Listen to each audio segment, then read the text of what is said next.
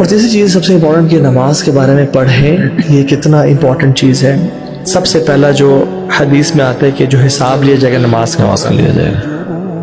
من صلحت فقد افلح وانجح, جس کی نماز یعنی اگر کتاب ہے اس میں پہلا چیپٹر نماز ہے, بالکل وہ دیکھا جائے گا ایسے نماز ٹھیک ہے.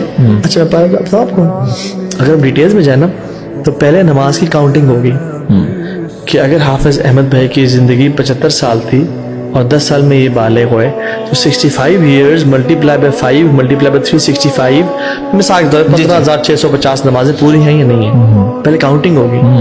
اگر کاؤنٹنگ میں پوری نہیں ہے تو دیکھو کوئی نفل اس نے تہجدیں پڑھی ہیں ایکسٹرا کہ جو کمپنسیٹ کر لیں ان کو, اگر نہیں پوری تو کتاب نامہ بند پھینکو اس کو.